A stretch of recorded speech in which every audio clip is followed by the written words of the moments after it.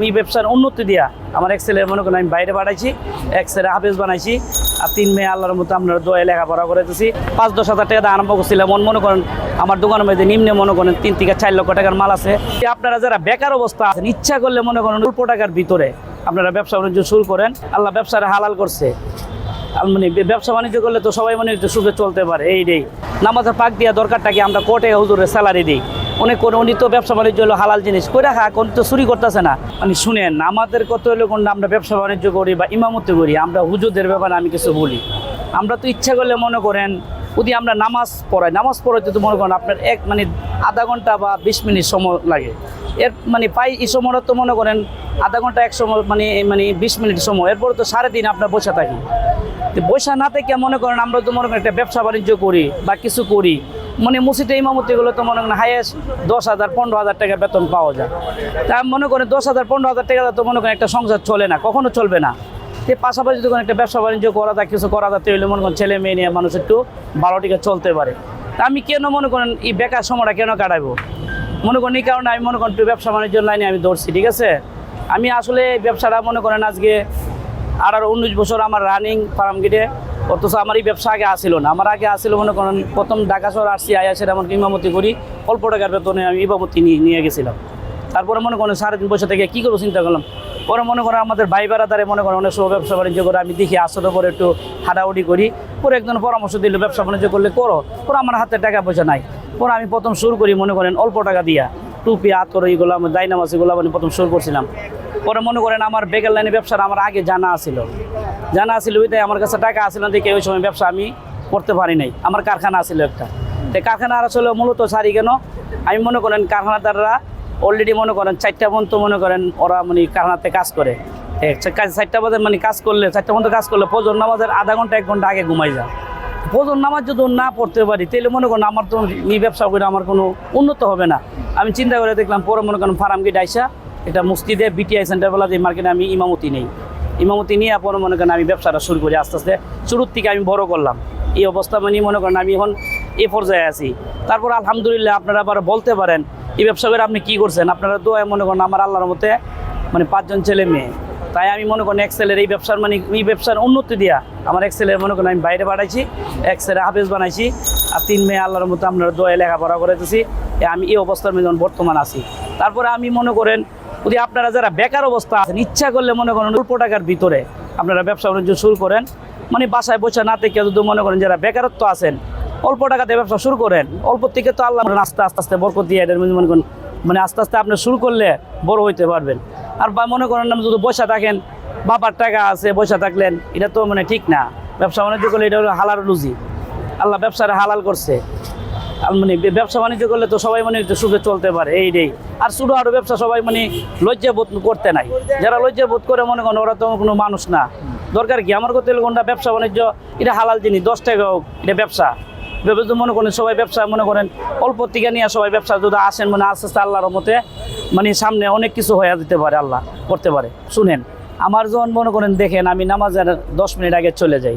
নামাজের সময় আমার কাস্টমার থাকে, আমি বলি দেখেন আমি মনে করেন নামাজের সময় এখন আমি বিক্রি করতে পারবো না, আপনারা নামাজে পড়ে আসেন। আমার রিজিকের থাকলে দেখছি নামাজ পড়ে যখন আমি দোকান খুলি আইসি, সেটা যে সময় 5টা কাস্টমার বাইতে নামাজ পড়ে যখন আমি আমার দোকানে বসি, আল্লাহর মতো আরও আমার বেশি হয়ে যায়। এটা আল্লাহর একটা রহমত। নামাজ না পড়লে তো আপনি মনে করেন ব্যবসা মানে যতই করেন আপনি আয় উন্নত করতে পারবেন না। আল্লাহ তো কইছে মনে করেন নামাজের মনে একটা এই জিনিসটা এই মনে করেন মিনতে হলো নামাজ। আপনি ব্যবসা বাণিজ্য করেন সমস্যা নাই, নামাজ সারা যদি আপনি ব্যবসা বাণিজ্য করেন, ব্যবসা বাণিজ্য কোনো আপনি কখনো আয় উন্নতি করতে পারবেন না। তো অনেকে মানে খুশি, ঠিক আছে হুজুর নামাজে যাবেন, ঠিক আছে আমরা পরে আসি। আমি আলহামদুলিল্লাহ আসেন, আমার রিজিকে থাকলে আসবে, আমার রিজিকে থাকলে যাবে গা। তা আল্লাহর মতো দেখছি না নামাজ পড়া দাঁড়াইলে আরও কাস্টমার আমি বেশি পাওয়া যাই। ঠিক আছে, কেমন আয় থাকে? আচ্ছা আলহামদুলিল্লাহ। কেন খরচ আছে, কেন প্রতিদিন মনে করেন মানে প্রতিদিন 2-2.5 হাজার টাকা খরচ আছে 2-2.5 হাজার টাকা খরচ আছে। খরচ বাদ দিয়েও আপনারা দয়া মনে করেন আল্লাহর মতে প্রতিদিন 2-3 হাজার টাকা আল্লাহর মতে থাকে পকেটে। মূলত এই মালগুলো আমি চকের থেকে মানে বিশেষ নিয়ে আই, চকের তেমনি নিয়ে আসি, আবার কারখানাতে নিয়ে আসি। মানে চক বাজার টানলে মনে করেন পার পিসে 10-20 টাকার বেশি নেই ওরা। ঠিক আছে, তো আমি কারণ অনেক সময় মনে করেন আমার তো কারখানা আগে আসছিলো, চীনা পরিচয় আসছিল, ওদের কাছ থেকে মনে করেন নিয়ে আসলে একটু 10-20 টাকা কম পাওয়া যায়। সেই কারণে আমি কারখানাতে নিয়ে আসি। অলরেডি আমি মনে করেন আপনার মানে চকের থেকেও নিয়ে আসি। ঠিক আছে।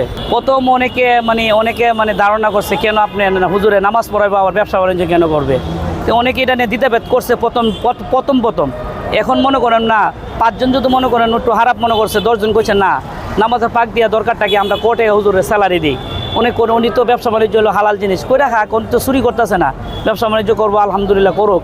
প্রথমে একটু দ্বিধাভেদ করছিল অনেকে, পরবর্তী যে মালিক পক্ষ আছে ওরা করছে না উনি করুক, সমস্যা নেই, ব্যবসা বাণিজ্য আমাদের তো নামাজের সময় তো টাইম ঠিক মতো উনি আসতেছে, নামাজ পড়ায় যেতেছে, আমাদের তো কোনো সমস্যা নাই। এই পাকটা দিয়ে যদি উনি ব্যবসা বাণিজ্য করে আলহামদুলিল্লাহ করুক। যারা আমাদের ইচ্ছুক কত হইলো কোনটা, যারা মনে করেন সমাজে যারা আসুক সমস্যা নাই, তো ওরা তো আসলে আরও ভালো জিনিস কাজটা, সমাজে কে করবো কিছু কোয়ার মতো না, এটা আলহামদুলিল্লাহ ভালো জিনিস। না সহজে এগুলো হয় না, ঠিক আছে। অনেক সময় 1-2 দিন বন্ধ থাকে, ফুটপাত বন্ধ থাকলে আমরা আবার মনে করেন আবার 2-3 দিন পরে আবার মনে করেন ঠিক হয়ে যায়, আবার আমরা করতে পারি, সমস্যা হয়।